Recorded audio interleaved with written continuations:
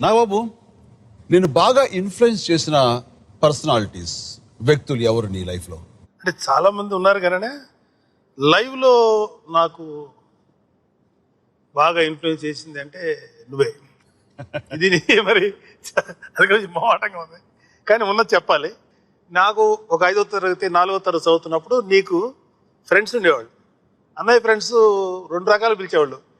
కేఎస్ఎస్వి అనే ఒకళ్ళు, కేఎస్ఎస్వి ప్రసాద్ అనేవాళ్ళు, కేఎస్ఎస్విపి అనే కొంతమంది. కాలేజీకి వచ్చినప్పటికీ ప్రసాద్ అని పిలిచేవాళ్ళు ఎక్కువ మంది. కొంతమంది చిన్నప్పుడేమో శంకర్ బాబు అని ఇంట్లో పిలిచేవాళ్ళు. సో ఇలాంటి పిలుస్తున్నప్పుడు నేను చూసినప్పుడల్లా అన్నయ్య చుట్టూ కనీసం ఒక 10 మంది ఉండేవాళ్ళు.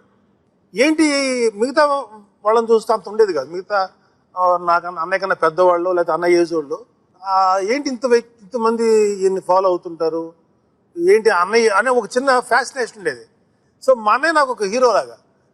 సో నేను ఎన్నో పుస్తకాలు చదివి ఉండొచ్చు, ఇండస్ట్రీకి వచ్చిన తర్వాత ఎన్నో పుస్తకాలు ఎన్ని చదివినా కళ్ళ ముందు ఒక లైవ్ పర్సన్ అలాగా గ్రోత్ అలా చూస్తూ ఒక మెగాస్టార్ అయ్యి, ఒక పొలిటికల్గా ఒక టూరిజం మినిస్టర్ అయ్యి, మళ్ళీ రీఎంట్రీలో ఒక పెద్ద హిట్ కొడుతుంటే అది నాకు అన్నయ్య కన్నా గొప్పగా ఇన్ఫ్లుయెన్స్ చేసింది ఎవరు లేదు. ఎందుకంటే అన్నయ్య చెప్పడు, చేస్తాడు. సో ఎప్పుడైనా సరే మన యాక్ట్స్ వల్లే మనం ఇన్ఫ్లుయెన్స్ అవుతాం కానీ మనకు చెప్పడం వల్ల ఎప్పుడు ఇన్ఫ్లుయెన్స్ కావు.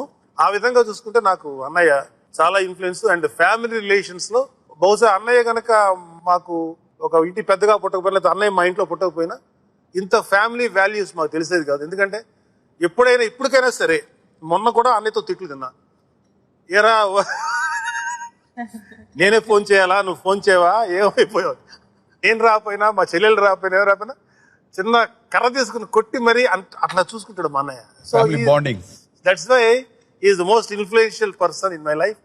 గొప్ప వ్యక్తివి చూస్తే అది ఒక రకం అదృష్టం. So influencing by you is much greater than reading.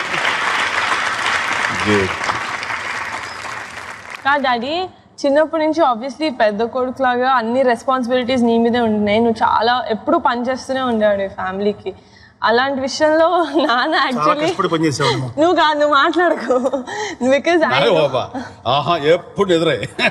అప్పుడు అంటే నామా తాతయ్య కొట్టేవాళ్ళో లేదు తెలియదు కానీ మీరు కొట్టారు ఎప్పుడైనా? నేను ఇంటర్మీడియట్ చదువుతాను, 10th క్లాస్ చదువుతాను. ఆ టైంలో తను 6th 7th క్లాస్.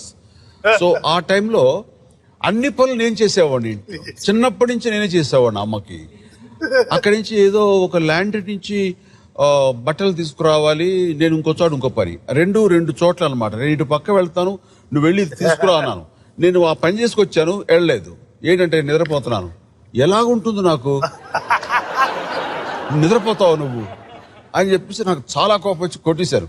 అమ్మ వెంటనే అమ్మకు పౌరుషం వచ్చేసింది. అమ్మ వచ్చి ఆ చిన్నుని అలా కొడతావు నువ్వు అని నన్ను తిట్టేసింది. వీడంటే ఇడు అమ్మ కొంచెం చిన్నప్పటి నుంచి. అది అయిన తర్వాత నాన్న రాగానే మొత్తం అంతా నేను బొళ్ళు అమ్మ ఇలా అంది చేసి ఇలా కష్టపడతాను సరిగ్గా నాన్న వచ్చి వీడిని బయట తిట్టేశారు అనమాట. అప్పుడు నాకు రిలీఫ్, అమ్మాయి అట్లీస్ట్ నాన్న నా వైపు ఉన్నారు. ఎప్పుడు ఆ చిన్న పెద్ద కొడుకు అనేది నీకు ఆ గౌరవం చాలా గొప్పగా ఉండేది. ముఖ్యంగా ఆయనకి ఆర్టిస్ట్ అవ్వాలని కోరుకుండేది నాన్నకి. ఆయన నాటకాలు అది చేస్తుండేవారు, దుర్యోధనుడి ఏకపాత్రాభినయం అది చేస్తుండేవారు. ఆయన రావాలన్న కోరిక ఆయనకి పూర్తిగా నెరవేరలేదు. ఆయన కుటుంబ బాధ్యతలు, ఉద్యోగరీత్యా ఆయన ధైర్యం చేయలేకపోయారు.